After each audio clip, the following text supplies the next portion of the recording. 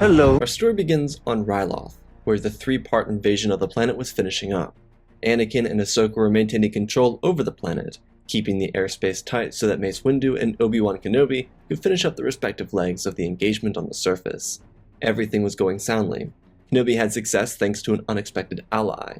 With Mace, it was pretty much the same. However, he had the aid of General Syndulla to invade and capture the capital. Though while Anakin and Ahsoka were patrolling, they were hit with an attack by a wing of vulture droids. A dogfight commenced immediately as Skywalker ducked out of the way, receiving a barrage of blaster strikes that crippled his vessel. He kept control over the machine as R2 beeped rapidly. Anakin, in a state of panic, didn't notice the disarray that his little droid friend was in. He told R2 to eject as he cut the cockpit open and prepared to jump for one of the following vulture droids. As he got out to the top of his ship, still speeding through the clouds, he saw that R2 was pierced by a blaster, one of the initial strikes made by the droid fighters. Skywalker tried to balance his way back so he could save his little friend, but another barrage almost shook him off the vessel that started to pull down towards the surface. R2 could be repaired in a way that Anakin could not. He was a mechanic. He could do it. He apologized to R2 as he turned back and moved to keep himself alive. R2 wasn't fully functional, but he was able to see his friend try to save him and was able to comprehend why Anakin apologized. After that, everything went dark. Skywalker leapt from his ship to a vulture droid, using his lightsaber to cut a hole in the back and take control over the vessel, while Ahsoka used the distraction to pull behind the fighters and take them out. Skywalker was able to pilot his droid down to the surface, but he watched his yellow starfighter slide down into the ground outside of Cham Syndulla's home. The explosion radiated with a fierce fire, and Anakin ran to the destruction, searching for any sign of his droid. After clearing the fires, R2 was nothing but broken pieces and shredded circuits. Anakin was able to find a piece of the head as he held it, promising R2 that he would put him back together. This wasn't the first time something like this happened, so as Anakin was searching for R2, Ahsoka had Rex bring an LAAT down to this location, while she attended to something else she found in the courtyard.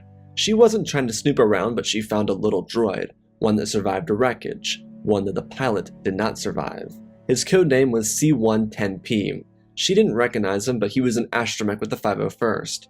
The little droid was very obviously distraught. His pilot died, and he was left alone on this rock, assuming that he would be abandoned. Ahsoka knelt down beside the droid and asked him if he was okay. Chopper, in a very unique tone, turned back and expressed his pain. There weren't many things the droids could understand about sentient life, but there was some semblance of human emotion. Losing his pilot was definitely jarring, and Chopper had a fear of ever flying in a Y-wing again. Though thanks to Ahsoka, he was quick to realize that his Legion hadn't abandoned him. She brought Chopper back to the LAAT, as a bundle of R2's parts were loaded up into a storage container. Anakin didn't even notice the C1 model next to him. He just walked into the gunship and looked down at the crate containing the droid he was given with his marriage vows. Anakin was distraught over R2. Obviously, he and the little droid were close. It was his first droid away from 3PO. But even more than that, R2 was the droid Padme gave to him, instead of a ring. Due to the secrecy of their marriage, they couldn't exactly walk around with their wedding bands, so this was the best way to do it. The reason especially hurt Anakin, because in his mind, it was like he broke his vow to the person he loved most in the galaxy, when Padme would never see it as that. It was more of his overthinking that did this to him. Upon the return to the flagship, he left Ahsoka and Rex in charge, and told them to let him know if they got any messages from Command, or the generals on the surface. Ahsoka kept Chopper with her, because the droid locked onto her, especially because there was a genuine fear from the droid that he would have been placed back inside of a Y-wing. That was a death trap in his mind. So while Ahsoka was meant to be tending to Command, which she was also getting to know the C1 unit. Initially, Chopper came off as shy and afraid, mostly due to the brunt shock of the event that preceded being found, but now he was slowly coming into his element. The droid was a menace. He was the literal embodiment of a broken mainframe. Chopper had vengeance on his mind, and he was, ironically, a bit like Anakin in Ahsoka's mind. Chopper was very specific, stubborn, brave, but also filled with ideas on how one might be able to commit the greatest of war crimes. Ahsoka wanted to wait until she got updates on R2, but if he was truly lost for good, then perhaps Chopper could make a good replacement. Even if R2 could be fully repaired, this would be a better alternative to nothing. However, Ahsoka couldn't be the one to introduce Chopper to Anakin. It wasn't more than a couple months before when she brought Goldie to Anakin, the little tin can that tried to get them all killed with Grievous. so she rightly assumed that it wouldn't be best for her to be the one to introduce Chopper to Anakin. Skywalker, on the other hand, was restlessly working on R2, but the parts were all misconstrued. He couldn't do much with what he had. He had to start with the frame and work from there, but this task was appearing to be nearly impossible. R2 would take years at least to fix. In Anakin's mind, he would be without a droid for the rest of the war, but his main worry was Padme. That was the droid she gave to him, and he was destroyed now. He dreaded that conversation, not in fear that she'd be mad, but in worry that she might perceive it as him not loving her or not caring for the gift she gave to him. As day turned to night, Anakin remained awake, working away on the little droid. He knew he could get this right. The frame wasn't even a tenth of the way finished. So when Ahsoka found Anakin in the morning, he was slumped over next to his replacement starfighter. His back was disjointed and his head was tilted at a 90-degree angle. Looked super comfortable. She nudged his shoulder and told him that everything was clear. They were able to move to the next location. Anakin rubbed his eyes and stretched, asking what time it was, and she gave an answer that annoyed him. It was late morning, so he was behind schedule, which meant he couldn't work on R2 for the rest of the day. He sighed, mumbling under his breath, which to Ahsoka indicated that he was frustrated. She told him that it wasn't his fault that R2 was destroyed. No one could have prepared for that sneak attack. Anakin looked at her with a frustrated and sad expression. It was so much deeper than an astromech companion, but she couldn't know that. Not yet, at least. Ahsoka told him that she was aware of how close he and R2 were, but for the time being, wouldn't he like to have an astromech? They were right back where they were a couple months before, though this was different. R2 wasn't just lost, he was completely destroyed. Anakin didn't want to go through this again, but Ahsoka just told him that the C1 model was found near Anakin's wreckage. He was a part of their unit since before the whole Goldie incident. Anakin didn't want to hear it, just shrugging it off. She told him that the droid named Chopper would hang around them for the time being. The only reason for this was they weren't getting any new reinforcements and every other trooper had their astromech, so Chopper was left out of the equation with no one to go to. The following few weeks would have Anakin and Ahsoka completing missions with a temperamental C1 unit around them. Chopper didn't show off his more rambunctious personality, but the personality he displayed meshed really well with Anakin. Chopper kept a cool on his desire to blow everything up and do war crimes, but it became apparent to him that the Jedi General wasn't too far removed from him. Anakin was coming around the Chopper, but he wasn't doing so in spite of R2. Skywalker realized that R2 wouldn't be finished, maybe ever. He still had not even the 10th of the frame done. Chopper did try to assist, but it didn't really get them anywhere. Truthfully, R2 was in such terrible condition, there wasn't much the two of them could do to resurrect the little droid, but Anakin was adamant that he could, which meant that Chopper was too. Through their work, missions, and free time, Chopper and Anakin started to get along really well. While Anakin didn't want to replace R2, it seemed like a no-brainer at this point. Chopper and he got along.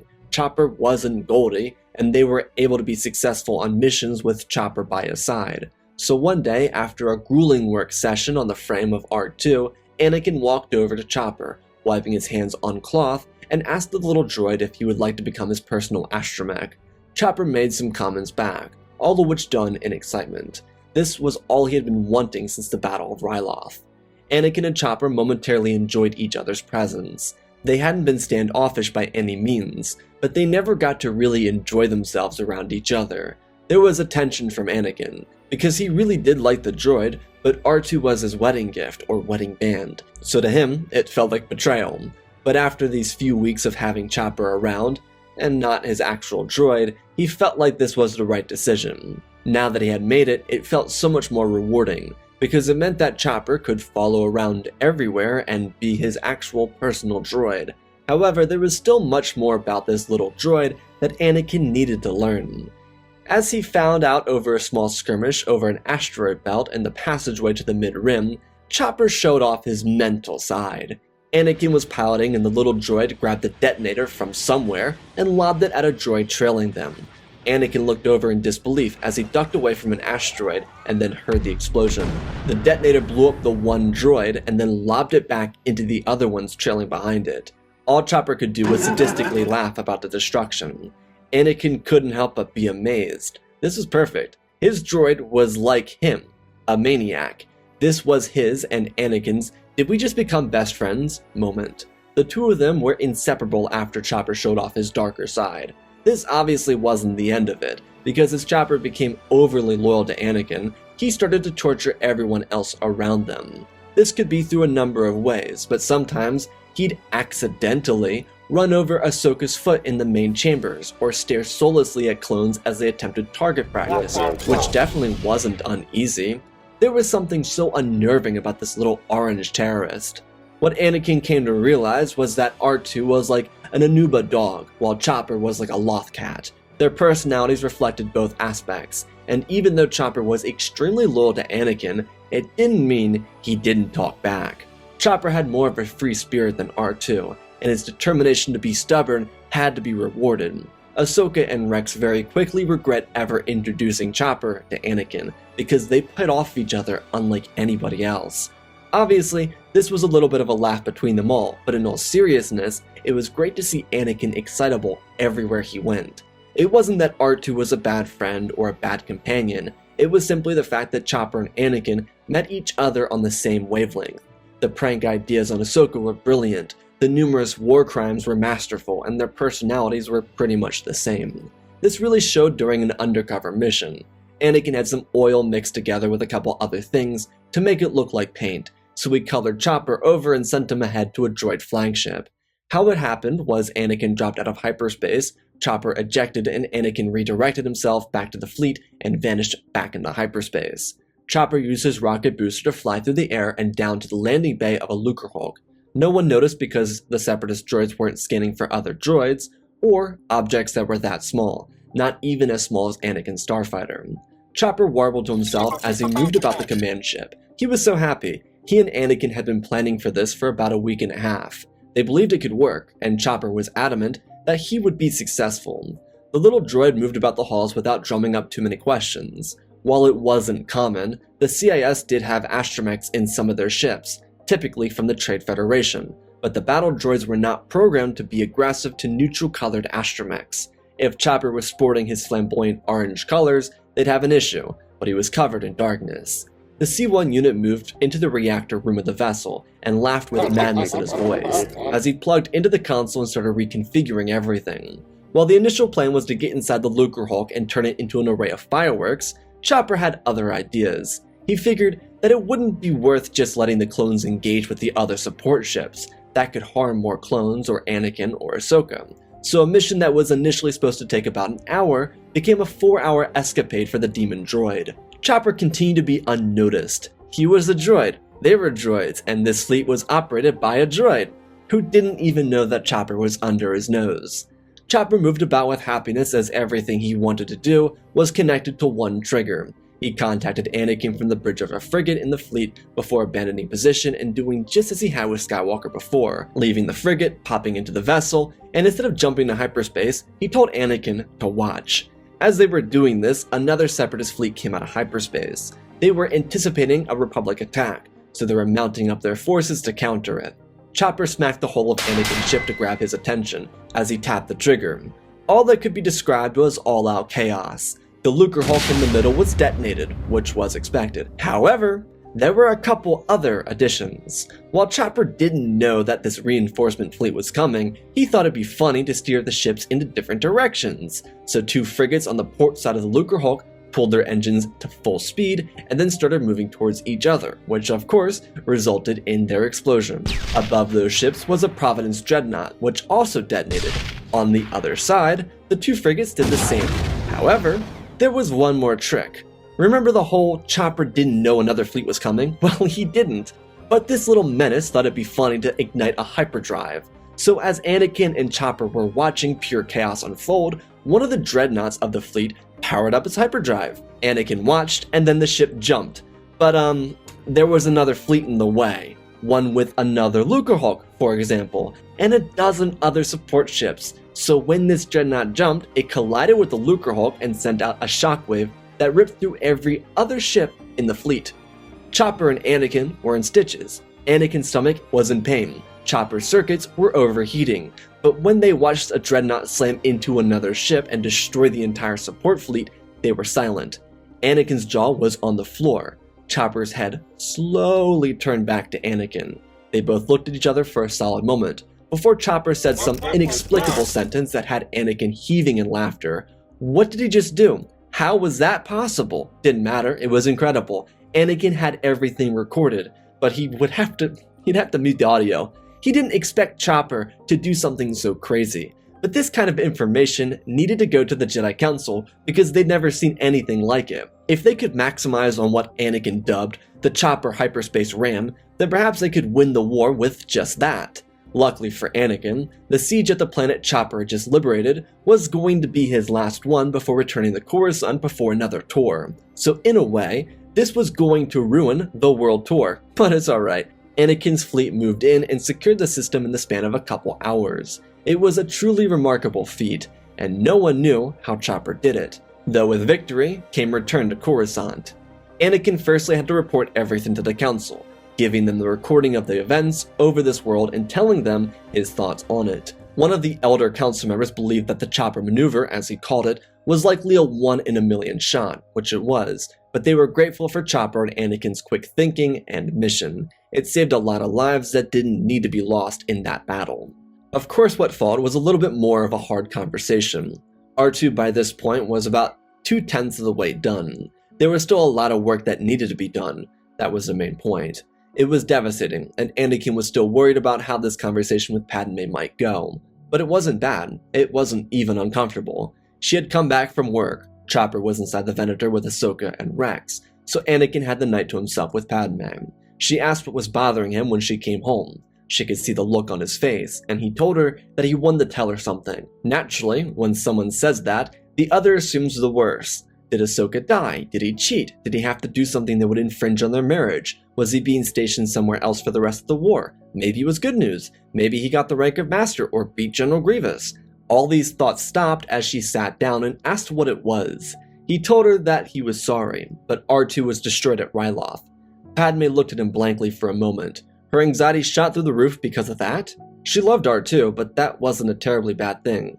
She asked what happened and he explained. He just told her that he didn't want her to feel like he didn't care about their bond, or the fact that he didn't want to take care of her wedding gift. She told him to stop. That was silly. While yes, R2 was a terrific droid, he didn't have to beat himself up over it. Wedding bands and gifts are material, and while she did love the droid, it wasn't the end of the galaxy. She grabbed his hand and told him to not overthink it. He didn't need to have a wedding gift or a wedding band for her to know that he was hers. Well, that put to rest his concerns. What a pleasant way to word things. He smiled and the two of them quickly moved past that conversation and enjoyed spending quality time with each other, finally. The following day it was back off to the battlefront. Chopper was eagerly awaiting Anakin, but of course, there was a prank waiting for him. One that involved Anakin kicking a metal bar with his shin. His entire leg turned into static electricity, as Chopper laughed and Ahsoka ran away giggling. Anakin couldn't even focus on getting revenge on them. His brain shut down as he held his shin. You'd think Jedi Chanel boots would protect you, but you'd be wrong. Anakin of course had to get them back, but at the moment, it was time to move out. While they were doing this, the Jedi Council had used the footage from Anakin and Chopper to try and figure out if they could Chopper maneuver their way to victory. What they found out was, Oppo was right, it was a 1 in a million shot. The right coordinates, the right strike, movement, science this, science that. Chopper just happened to be unhinged enough to make it work. Anakin and Chopper were also on the hunt for General Grievous. Anakin had a bone to pick with the droid general for hunting down Ahsoka with Goldie. Plus, Chopper wanted to bring chaos to the Separatist ranks. It would take the remainder of the first year and into the second year for the two of them to find him. And while they were still working on rebuilding R2, Chopper had voiced his own concerns regarding R2's construction. The Orange Menace was worried that once they finished rebuilding R2, that Anakin would toss him off and forget about him. While Anakin did genuinely miss R2, he wouldn't be able to live with himself if he did that to Chopper. They had almost a full year of time together, and he didn't think it'd be right to cast off Chopper to a reg, so even though he promised he wouldn't get rid of Chopper, he never said he would keep him by his side. Maybe it was a bit of overthinking from Chopper, but he didn't want to be abandoned again. Ahsoka had her droid, and Rex didn't want one, so he couldn't really just stay within Anakin's circle. Even though these worries plagued Chopper, he still remained a good companion by assisting his friend with rebuilding the still badly damaged R2 unit. When they located General Grievous, the Republic had started swinging back into control over the war. Everything was a stalemate by this point. The war wasn't going terribly anymore, and for the Jedi, They were finally getting into an area where they could legitimately win this war. Skywalker and Chopper tracked Grievous to his new lair in the Outer Rim. His previous location was the third moon of Azak. Now he was hidden on the first moon in the Kabak system. Ahsoka wanted to go, but Anakin said no, so she didn't. Rex wanted to support, but Chopper said something heinous, so he didn't. The two of them were going in alone. Anakin knew how to approach the scenario. Ever since Chopper gave him the idea, he spoke to every Jedi that survived General Grievous: Obi-Wan, Eat Koth, and Kit Fisto. They all had a lot to say about their encounters with the Droid General. If Anakin could get him alone, he was an easy target, but he didn't play fair. This was why Chopper was here. On another note, according to Fisto, he was very weak to Form 1, which every Jedi knew. The reason being is the form used unnatural moves. The Jedi Master believed it was because there was an algorithm in General Grievous's mind to pick apart lightsaber forms, so using Form 1 would help reduce chances of losing. Obi-Wan just laughed and told Anakin that to beat Grievous, he just had to be more patient than him. Obi-Wan's defense pissed Grievous off really badly, so Kenobi just told Anakin to be himself. That'd probably anger the good general. Anakin and Chopper landed at Grievous's lair. They had reports that he had returned after a victory, but he was badly damaged. It was the perfect opportunity to turn the war on his head. They moved into the facility where General Grievous was. He was walking out of his armory with shiny new armor. As he exited, a flashlight from Chopper's head blasted him in the eyes. Grievous saw Skywalker and got excited. This was his opportunity to defeat the most winning general on the other side of the war. Anakin ignited his lightsaber as Chopper turned off his flashlight, and as if he was clenching his fist, he raised one arm at Grievous and told the Droid General how they would dance on his corpse. Anakin waved his hand, as if to tell Chop to not make him laugh. Skywalker and Grievous moved towards each other and they engaged quickly. Grievous swung his blades as Anakin deflected them. He could see where Obi-Wan was coming from, but he knew that he was going to piss Grievous off. At the same time, Chopper was booby-trapping the hallway. Anakin knew, Grievous just didn't see. Anakin shoved Grievous and told him that he was awfully short for such a prideful warrior.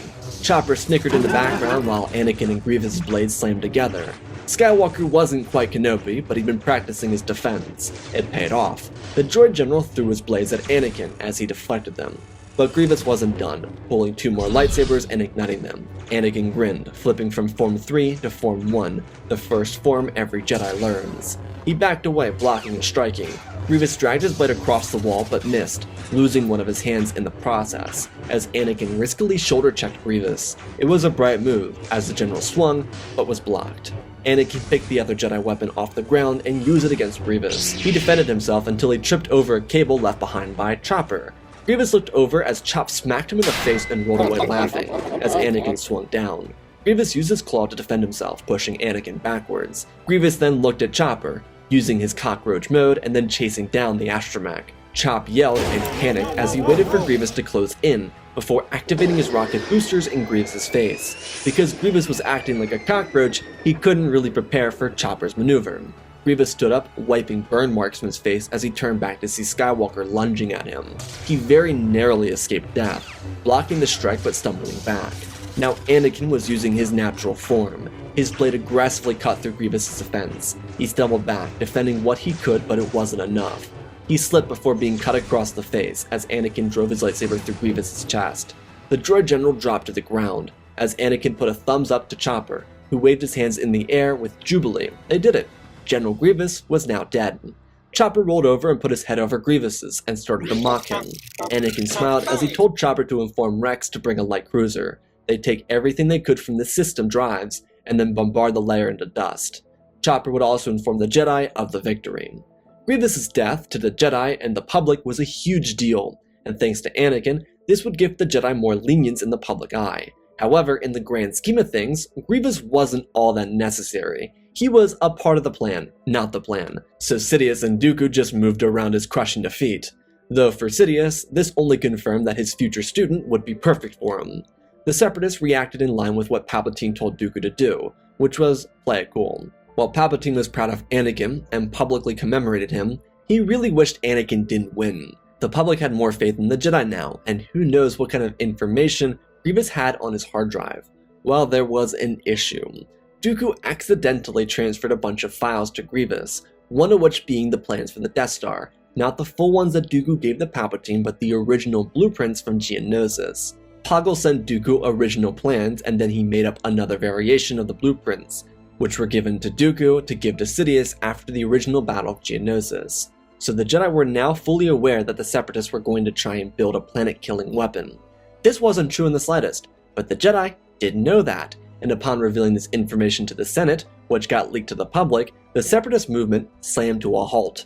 The CIS government did not want to participate in war games with a planet-killing weapon. The mere fact that Dooku and Grievous had them in their data logs was bad enough. The thought shouldn't have even crossed their mind, and so very quickly Separatist systems backed out of the war, either joining with Mandalore and the Neutral Systems Coalition or joining the Republic. It was a very rapid collapse of the CIS government. They were fighting for freedom, but never to hurt people with such evil intent. To kill a planet was completely different than to wage war on one. This war, in the eyes of many of the Separatists, was over. Dooku tried to do damage control, but no one trusted him. The Republic also figured that if there was a corporation behind this, then they needed to immediately lose representation entirely, potentially even bankrupt too. The threat of a planet-killing weapon sounded much more terrifying in theory than it did in reality, because in reality it would be a big hulking machine that could barely move and took a fortnight to recharge. In theory though, it sounded like a weapon that could go planet to planet and destroy everything within the blink of an eye. The outrage around such a project shoved the Separatist movement into a corner and allowed the Separatist public to overthrow its leader. Dooku, in the moment, before his people turned on him, realized how far he had fallen, and so as Sereno rebels laid charges around his castle, he had a moment of suffering, one where he fully understood that he wasn't the hero, he was the villain. His resolve was to inform the Jedi that Palpatine was a Sith Lord, but in his moment of strength and rebirth, he was met with the fires of 1,000 suns. His castle was destroyed and he was too, leaving the secret of the Sith up to the Jedi. While the war slowed down to an almost halt, Anakin was on Coruscant. He and Chopper were able to spend more time working on R2, and while everything had been rather difficult for them, once the base of the frame was finished, it was smooth sailing. The biggest issue was putting all the pieces into the right order, so once every part of R2's was located, marked, and prepared, they could really go back over and rebuild him with little to no issue. So for the few months of public outrage, ceasefire, and galactic political discourse, Anakin and Chopper rebuilt R2-D2. As they sat by the astromech still powered off, there was silence. Anakin thanked Chopper for being his best friend, and told the droid that he never wanted to lose their relationship. Chopper put a hand on Anakin's arm and didn't say a word. He was afraid to lose Anakin, and so he helplessly watched Anakin turn R2-D2 back on. His bulb lit up, and the droid turned his head from side to side. It looked at Chopper and then back to Anakin, but there wasn't a word said. Anakin called R2 by his name, and there wasn't a reaction. So Anakin tried again, and the little droid moved his head around, taking in the sights of the world around him. Anakin waved his hand in front of R2, but nothing happened. Chopper looked over as Skywalker got up and looked at R2 from the back to see if everything was alright. R2 lowered his leg and moved forward as he moved to a different location and stopped, beeping out a few words, and all Anakin could hear was, "Waiting for command." He put his hand on Chopper's head. He didn't understand, but then he thought about it and realized what actually happened. Chopper and Anakin rebuilt R2 from scratch. Sure, they had all the original parts, circuits, and memory cores, but R2's memory was erased. This was due to a couple of things. The vessel that R2's memory was backed up to was destroyed at Ryloth. The Yellow Starfighter had the most recent backup of R2's storage. Not to mention, R2's memory drive was uploaded to the Venator that crashed into Captain Tuck's Lucrehulk, which is why it was all backed up to Anakin's Starfighter. So all of R2's data was destroyed before the battle came to an end, which meant every memory, piece of personality, and understanding of the galaxy was lost. R2 was there, but he was just the machine, nothing more. Padme also didn't have any backups because Captain Panaka was very adamant on keeping data fresh, so everything from the prior year was lost as it was. This hurt perhaps more than losing him for the first time, but Anakin in a way was happy. Maybe it was time he learned to let go. He still had Chopper after all, so why not enjoy the friend he made along the way? It was a shame, but R2 could still help Padme out with 3PO. He'd gain his personality back, it just wouldn't be the same as it was before. Outside in the galaxy, the Separatist movement crumbled, and Newt Gunray was forced to send out to shut down all droid command as Palpatine tried to figure out how to fix the situation. Palpatine wasn't the one to tell Gunray to shut down the droids. Gunray did it due to pushback from the Trade Federation. They were trying to secure any type of power they could, but the galaxy wouldn't allow them to get away with it twice, especially now with the threat of a Death Star. The following months would be that of confusion, discussion, and jubilation. The Republic won the Clone War, the CIS was ripped apart, and the droid armies were defeated and shut down. Anakin Skywalker and the Jedi were seen as heroes for ending the war and defeating Grievous. Everything was directly tied to Anakin's victory over General Grievous, which aided the publicity for the Jedi. Palpatine lost all emergency powers and was eventually outed from power. The whole thing with Palpatine was weird to the Senate and the public. He kept trying to find a way to maintain his power, but without allies on the other side to try and get a separatist movement going again, he was forced to try and keep up the ruse. It didn't work. He tried to get Anakin involved, but Skywalker didn't want to be a political mascot. He told Palpatine that he cared about him, but this wasn't something he could contribute to. He couldn't sponsor Palpatine when he truthfully didn't agree with the sentiment to keep his executive powers in the post-war era. Also, not for nothing, it was weird how he just thought Anakin would give him public appeal. Chopper was with Anakin during these little talks, so when the vote of no confidence came and took Palpatine out of office, Chopper decided that his friend Anakin wouldn't be bugged again by this bug Palpatine. They had like 4 or 5 meetings with the dude. After each one, Anakin was even more frustrated. He didn't understand why Palpatine wanted him to be a spokesperson so badly. No means no. He didn't want to do it. It just seemed like bad taste. So Chopper took things into his own hands. After Palpatine lost his office, Chopper messed around with Palpatine's hyperdrive on his personal vessel, but nothing happened. It's because the former Chancellor didn't leave the planet. So for months, Chopper was eagerly waiting for something to happen, and it didn't. Sidious was trying to conjure up a new plan, one that would destroy the Jedi for good, and one where he wouldn't have to rely on other people to get it right. His first goal was to go to Mandalore and take it over. As he left Coruscant to go there, he ignited the hyperdrive and the vessel detonated into 1 billion pieces. Chopper had since forgotten that he did this, so when he heard the news, he had a blank expression and then silently enjoyed his own victory. He didn't understand what he did, but he pretty much destroyed the Sith. Maul wasn't coming back because Dooku was never forced to replace Asajj. She was back on Dathomir with the witches. Savage was with his clan. The last of the Sith was Spider-Man of the Caves, left to wither away. In the year following Palpatine's death, Anakin would become a Jedi Master, as Ahsoka became a knight with her friend Barriss Offee. Chopper stayed by Anakin's side. Instead of accidentally having kids, Anakin and Padme would enjoy their 20s. Let the galaxy heal, let the political discourse loosen up, and then let them have kids in a society not on the brink of collapse. Skywalker remained a Jedi and eventually took a side with Master Syndralic, working as a weapons master inside the Jedi Order, learning all 7 lightsaber forms and even developing his own 8th form. Chopper never left Anakin's side. They were forever best friends. And while their war crimes may have been vast, it was through their bond that the galaxy could find its peace after an era of war. And that, my friends, is our story. Again, special thanks to our patrons: Benjamin Wells, Ozpin, Angel Dust, Alexandra Reese, The Beginning and End, Django Fat Clone, Nick5098, INTJ Recluse, Ben Ingram, The Big Red Pure Mark, Diamond Constant, Darth Nemesis, Lord Tibbs, CC2024, Galavic Gaming, Tristan Mandalore, Sir William 1767, Darth Revan, Grandy Bane, Laliant, Sky Guy, Penguin, Cullen Rooney, Shark Midori, RJ38, Nick, Michael Erlanger, The Last Jedi, Apollo, Weewa670, Annika Stank Runner, CT7567, Toaster Oven, Oz of Oz, Darth Knox, The Eternal Padawan, Joshua Tam, John Nguyen, Sansa Skeleton, Jedi Sloth, Mr. Yeet Gamer, Lord Cali, Galaxy 66, Mammoth Studios, Anakin 003, Lord Draken, Photos Legacy Star Wars, Airbus, Rex the Wolf, The Man 3 First Names, Dark Saint 46, Baron Joshua, and Lord Deadwing. For supporting the channel, smash that like button, check out the Patreon, cool things on there, early access to videos from Master of the Tier and up. Let's talk about this story. So I know in concept this video sounds like a meme video, and I wanted to have fun with it, but I also wanted to have kind of a serious undertone, like the whole R2-D2 arc, which is kind of like a side arc, it's like a B-plot. I kind of wanted that to have some emotional weight to it, and I felt like without the emotional weight, the video wouldn't really work, because you have to have a reason for Anakin to choose Chopper as his own droid. Now, I think Anakin and Chopper would be a dynamic duo. I really wanted them to have fun in this video, and I wanted that to bring out the best of Anakin's personality. He really is Han Solo in the Clone Wars, and I think that Han Solo kind of personality would mesh really well with the chaotic good that is Chopper. Because Chopper is good, but he's also a menace, and I wanted that to be conveyed through not just punching Grievous in the face in the middle of a lightsaber duel, but doing the Holdo maneuver 60 years before it. So, I hope you all enjoyed. I love you all, spread the love, and always remember, my friends, may the Force be with you.